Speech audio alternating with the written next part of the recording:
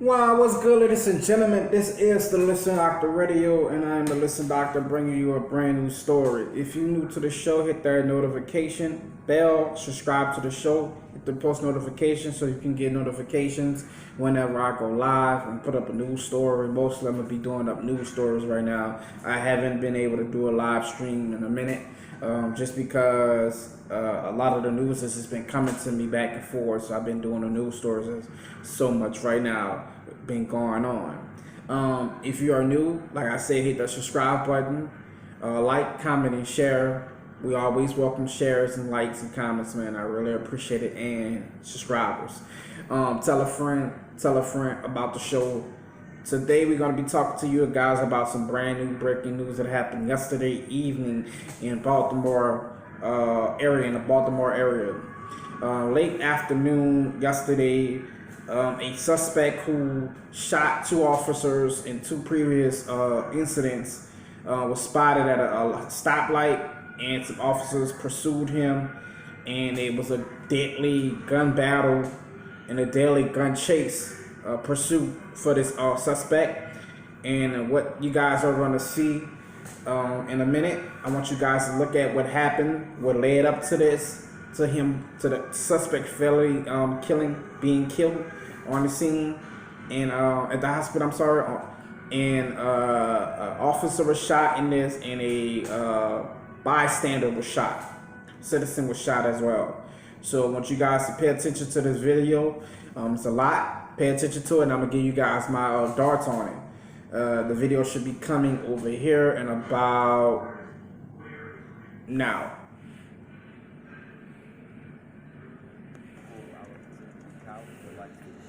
Take shots at police officers, at women, at children in Baltimore, and as the commissioner said, we will hunt them down.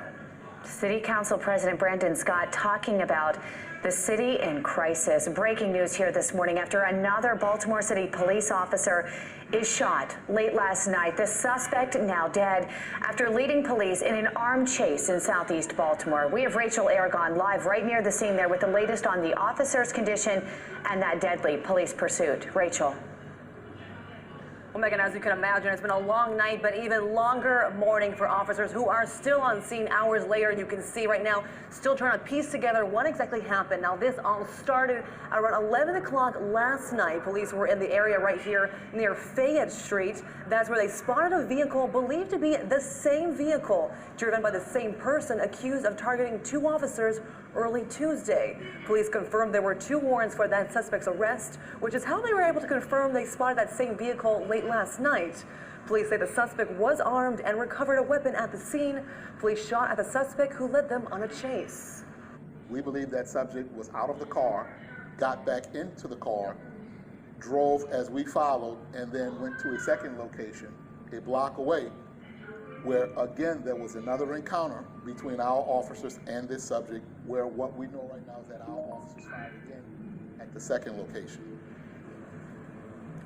And when asked, police could not yet confirm if the suspect fired back. They are telling us they are currently reviewing body camera video as a part of the investigation. We also know another woman separately was injured in this incident. She is expected to be okay. But again, that one officer shot in the left leg, but he is also in good condition, recovering at shock trauma. Reporting live in downtown Baltimore, Rachel Aragon, Fox 45, Early Edition. Thank you, Rachel. Last night's shooting, just the very latest of several attacks on law enforcement as the city battles a crisis.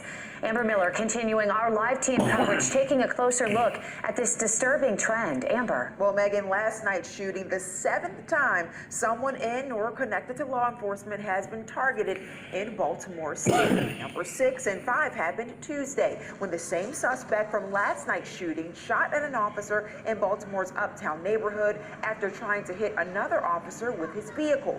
Number 4 happened earlier this month when Sergeant Isaac Carrington was shot in broad daylight after two men tried to rob him and his neighbor right in front of his home in northeast Baltimore. Number 3 took place July 24th. A civilian police employee assaulted and robbed while on his way to work in downtown Baltimore. The incident happening just blocks from city police headquarters. Number 2 happened on July 19th. A deputy commissioner and his wife, the victims, both robbed at gunpoint near Patterson Park. And the first attack over the past 2 months happened just a few days prior. On July 15th, Sergeant Bill Shiflett shot in a deadly shooting at a methadone clinic in North Baltimore. And community members are telling Fox 45 they just want the guns to be put down. Coming up in our next half hour, a former Baltimore City Police Commissioner addresses Tuesday attack on police and why he says a pursuit that was cut short should have proceeded. In studio this morning, Amber Miller, Fox 45, Early Edition. All right, ladies and gentlemen, you saw that news story. Thank you guys for watching it. Thank you for the person that sent that to me. Her name is Miss Carletta. Miss Carlita, I believe. She's one of the fans of my YouTube channel. She sent me that news story in my inbox on my Instagram. And after doing some research, man, this is what led up to that police chase. I want you guys to look up right about now at this video. Give me 1 second. I'm sorry, I thought I was ready. Give me 1 second.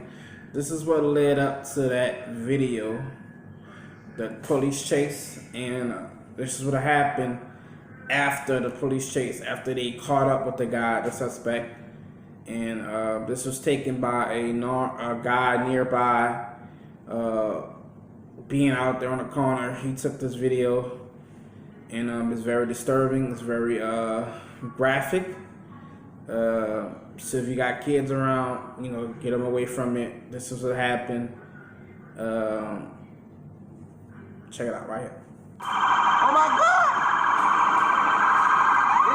This it!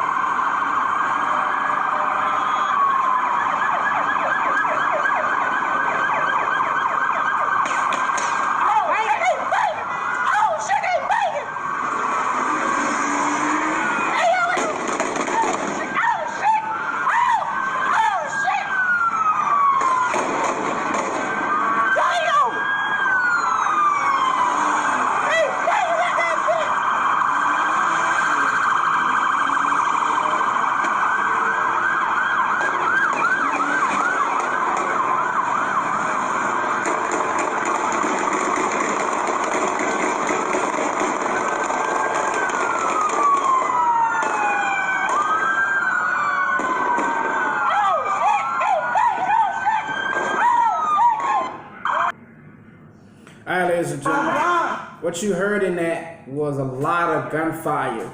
And what you notice is the guy stopped at the light.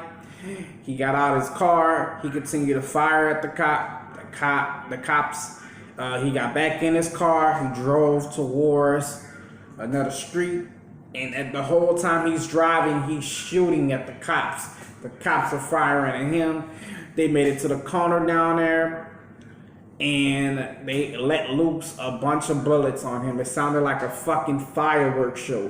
It sounded like 4th of July. It sounded like New Year's Day. That's how much bullets were going into this guy's car or to him. And he died at the hospital. Luckily, I'm surprised he didn't die on the scene. Luckily, no one else really was harmed other than one citizen who was in her car. She was shot by the cop. She wasn't shot by the guy, she was shot by the cop. The bullets were going so far and so close, and so everywhere she was, she was shot. The officer was shot in the leg as well. But I want you guys to pay attention to that first video that you saw when they showed the news story of those cops were being shot. In that neighborhood that you saw, what did you see? Did you see any white people in that neighborhood? No. Did you see any nice houses in that neighborhood? No. What did you see? You saw poverty. You saw ghetto. You saw the worst kind of fucking environment. Why the news story picks places like this and they cover it? I know it happened on that street, and I know they gotta do that, but why they pick people that's sitting at the bus stop waiting on a bus? Why they focusing on people that's playing on a corner? Why they focus into blacks just sitting under a tree, just sitting there? I'm gonna tell you why. We always do this. This is something that blacks do. This is something that blacks love to do. We just love to hang out and chill. This is something that we love to fucking do, and we are the ones that's wind up getting hurt. And I find it ironic that we always are the ones that's doing this shit, but when it's time to tell the police what happened, nobody knows anything, or we ain't see shit, even though you were standing on that block. This is what happens. And another thing I want you guys to pay attention to, they say officers, and they say the crisis. The news station say this is a crisis, that this is happening to officers in this city. How many murders of black men go unanswered in that city alone? How many murders of black women go unanswered in that city alone because nobody comes out? But when six different situations of officers being shot or target at, the whole force kind of come out, right? Everybody gotta come out. The whole army gotta come out because they take care of the officers. They killed this man. The officers who passed, who got killed, or got robbed or whatever, got justice. Because this man is dead. Even though he's not the same man that did all those crimes. Right? But where is the justice for little poo-poo and Ray Ray? That the murder is still being not solved because nobody wants to come out. Those citizens wants to come out. The cops stop talking about it. They stop investigating it. It's a cold case. And that police chief, Michael Harris, he's the same police chief from my city of New Orleans, but I am no longer in anymore. That police chief is not going to do you guys any justice. I'm telling you guys, I've been in New Orleans all my life. Michael Harris been the police chief for a while. I used to like the guy. He's not going to do any justice for your city. I'm telling you, you can bet me. Kalada, who sent me this, I don't know if I'm saying your name right. Sorry if I'm fucking your name up. But when you watch every news story that he is on, he's going to say the same exact shit. The same exact way. He does not give a fuck. He left New Orleans to come to Baltimore and say he was going to do a great job up there and blah, blah, blah. Nigga, you didn't do a damn thing down here. And really, it was your fault, but it really wasn't your fault. It really wasn't your fault. It was the city's fault. The mayors, the fucking governors, the congressmen and women, and then the black community and the community of whole and the race of blacks. We let a lot of shit slide in our city. We let a lot of shit go on in our city. Those white people show up to those fucking polls. Those white people show up to those meetings, those city hall meetings. Blacks nowhere to be found. So a law is made automatically because nobody's there to contest these laws. And we have to follow. You see it happening in these suburbs, neighborhoods in Baltimore. You see none of these shootings happening in none of these suburbs, meaning white-owned neighborhoods. Why? Because they don't have niggas around. You might get mad about what I'm saying, but it's fucking true. In the neighborhood that I live in now, where we live at, and I'm not in the city no more. Where I live at now, it's comfortable. It is, man, so comfortable. I can walk out my house and I'm not worried that little poo-poos come around the corner to kill me. I'm not. You see what I'm saying? This is what security means. But another thing I want to talk to you guys about in this situation. The guy who was recording this so-on shooting that happened with these cops, look how close he was to being one of those victims. He could have literally died trying to get some footage to show, to be on Instagram. He could have died. We got to stop putting ourselves in these situations. Because when we put ourselves in these situations, ladies and gentlemen, the only person that winds up hurting is us. The police people, police officers, they got their justice. But I want to ask you guys, would this have been so much cops for when you get shot, when you get hurt, when your husband kill you, when your wife kill you, when the neighbor stop being such a nice neighbor and come over and give you what you've been asking for? Huh? Do the cops come out like this for us? No. They came out for their own purpose, for their own people.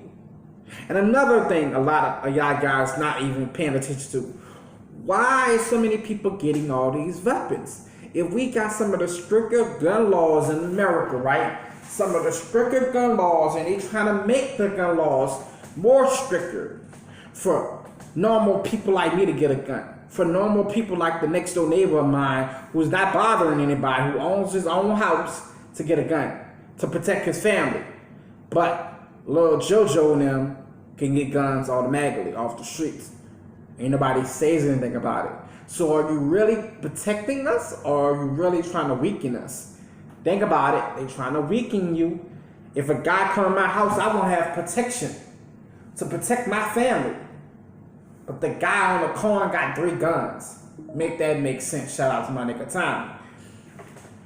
Follow, subscribe, share, and comment. And before you, when you do hit the subscribe button, hit that post notification bell to get all new videos. I do new videos every day. I will post them every day for you guys. Thank you. This is the Listen Doctor Radio, and this was Talk to Me Thursday, another segment that I does on my own show, Talk to Me Thursday. If you want to talk to me in the comment section about this video, please leave your feedback.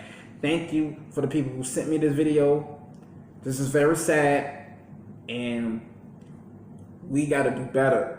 And the guy who did this shooting, as you will see up here in these pictures, you're going to see who did the shooting was a black guy shooting at black officers. So do Black Lives Matters, ladies and gentlemen? Do Black Lives Matters? What made this man, what I want to know is, you see the pictures of the guy, why did he snap? Why did he do this? What was the cause of him shooting at officers? He looks fucking deranged. But if we can ask these questions when women kill each other and women kill kids, why we can ask these questions when men get off the rails and go off the rail and do something? Just maybe he had a bad day. Maybe some officer in his family killed someone in his family. Or maybe an officer did him something. You never know. But we won't know now because he's dead. And the officers didn't even give him a chance. Even though he was shooting at them, they had every right to shoot back. This is an unfortunate incident for both parties. Because now we'll never know why and why he did it. And the officer who fatally shot him would have to live with that. Killing someone is not easy. Coming back from it is not easy. Thank you for the people who participated, and we'll see this on the replay. And I thank you guys for watching. Peace.